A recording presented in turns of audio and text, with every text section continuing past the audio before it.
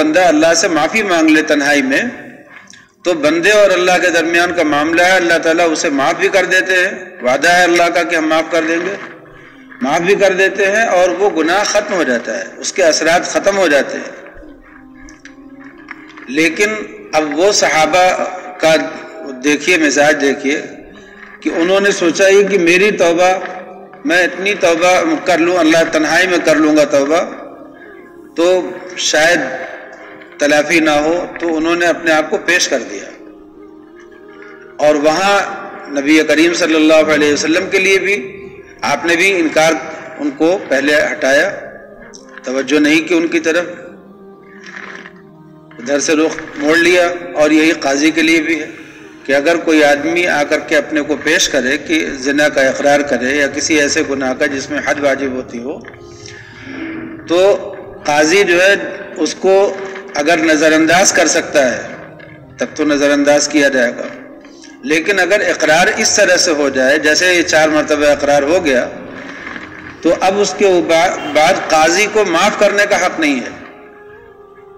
پھر اسے اللہ کی طرف سے جو مقرر سزا ہے بندوں کو دی جانے والی دنیا میں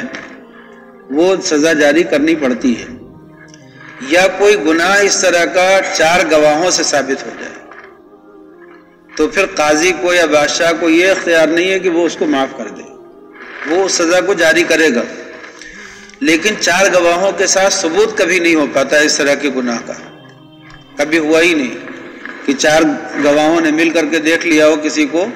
اور وہ گواہ بھی معتبر ہوں، غیر معتبر گواہوں کی گواہی کا بے اعتبار نہیں، اور کوئی گواہ اپنی گواہی واپس بھی نہ لے، تب وہ سزا مقرر ہوتی ہے۔ جو معتبر کا مطلب یہ کہ دیانتدار ہوں، امانت والے ہوں، فاسق فاجر نہ ہوں، بدنام نہ ہوں۔ کچھ گواہ ہوتے ہیں جو بدنام ہوتے ہیں تو ان کی گواہی نہیں مانی جاتی، جھوٹ بولنے کے میں بدنام ہے، دھوکہ دینے میں بدنام ہے، تو ظاہری وضاقتہ بھی ان کی ٹھیک ہو اور اندرونی حالات بھی ٹھیک ہوں، جو دکھنے میں بھروسے مند لگتے ہوں، ایسے گواہ ہوں۔ اگر کوئی فاسق گنہگار ہے، کوئی گواہ ہے فاسق ہے، گنہگار ہے اور اس کا فسق کھلا ہوا ہے تو ایسے گواہ کی گواہی معتبر نہیں ہے۔ اس میں یہ مسئلہ ہو جاتا ہے کہ گواہوں نے گواہی دی، 4 گواہوں نے، اور جرم ثابت ہو گیا، سزا کا اعلان ہو گیا بادشاہ کی طرف سے، قاضی کی طرف سے کہ اب ان کو حد جاری کی جائے، 100 کوڑے لگائے جائیں اگر غیر شادی شدہ ہے، یا اگر شادی شدہ ہے تو ان کو پتھر سے مار کر کے ہلاک کیا جائے، اس طرح کی سزا بھی آ گئی۔ لیکن ان 4 گواہوں میں سے کسی ایک گواہ نے بھی اپنی گواہی واپس لے لی۔ تو اسلام میں پھر بہت سخت قانون ہے، جو باقی 3 گواہ ہیں وہ تو ان کی تو کوئی غلطی بھی نہیں ہے، انہوں نے تو گواہی دی ہے، لیکن یہ جو اس نے گواہی واپس لی ہے یہ بھی اور وہ 3 گواہ سب 4 کو 80 کوڑے لگتے ہیں۔ اس لیے کبھی بھی تاریخ میں 4 گواہوں کے ساتھ کسی کے زنا کا ثبوت نہ ہوا اور نہ کسی کو سزا ملی۔ البتہ اقرار سے زنا کا ثبوت ہوا بھی، اور جیسے کہیں پکڑے گئے اور قاضی کے سامنے اقرار کر لیا، جرم کہیں لوگوں نے بتایا، عدالت میں پیش کیا اور انہوں نے کہہ دیا کہ ہاں میں نے کیا، لڑکی نے کہہ دیا میں نے کیا۔ اس طرح کی بات اگر اقرار سے بات ثابت ہو جائے تو اس کی سزا ہوئی ہے، اسلام میں بہت مرتبہ ہوئی ہے، لیکن ایسے کھلم کھلا یہ گناہ آدمی کرتا نہیں ہے، اور اگر کہیں ایسا ہوا کوئی واقعہ تو کوئی گواہی ایسے دیتا نہیں ہے۔ بہرحال کبھی بھی کسی مسلمان کو اگر کہیں کوئی آدمی الزام لگائے کہ انہوں نے زنا کیا ہے،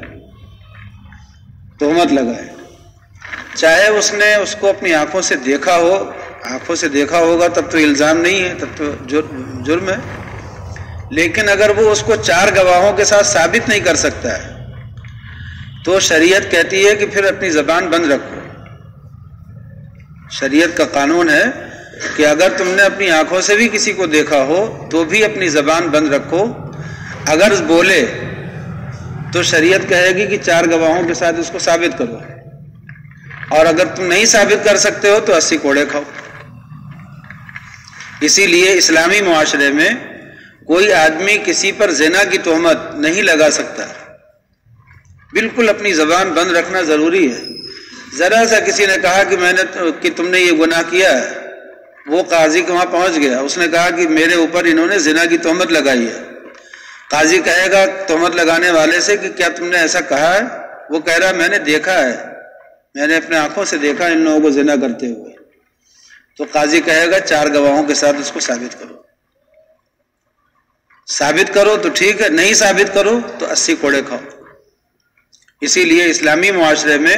کسی کے اوپر تہمت لگانا اتنی آسان بات ہے نہیں، چونکہ غیر اسلامی معاشرہ ہے، اپنی حکومت نہیں ہے، اپنا انتظام نہیں ہے، تو جو جس کے منہ میں آتا ہے جس کو کہہ دیتا ہے، ورنہ کسی کے اوپر تہمت لگانا بہت ہی بڑا گناہ ہے، اور اسلامی حکومت میں بہت بڑی سزا ہے اس کی۔ تو بات کچھ اور ہم کرنا چاہ رہے ہیں، بات یہ کر رہے تھے کہ صحابہ کرام رضوان اللہ علیہم اجمعین ہمارے ہی جیسے انسان تھے، اسلام لانے سے پہلے کافر تھے، مشرک تھے، گنہگار تھے، بہت بڑے بڑے گناہ ان کی زندگی میں تھے، لیکن جب وہ اسلام لے آئے تو ان کی زندگی سے یکسر سارے گناہ ختم ہو گئے ہوں، ایسا نہیں ہوا ہے۔ انسانی تقاضے، بشری تقاضے اتنے زیادہ، اتنا قابو ہو جائے، ایسا نہیں ہوا، ان سے غلطیاں ہوئی ہیں، کہیں کسی نے غصے میں کسی کو کچھ کہہ دیا ہے، کہیں کسی سے زنا کا صدور ہوا ہے، کہیں کسی سے شراب پینے کا معاملہ ہوا ہے، اس طرح کے بہت سے معاملات ان کے درمیان آئے، لیکن کیا ہوا، کیا صحابہ نے اس کی تلافی بھی کی۔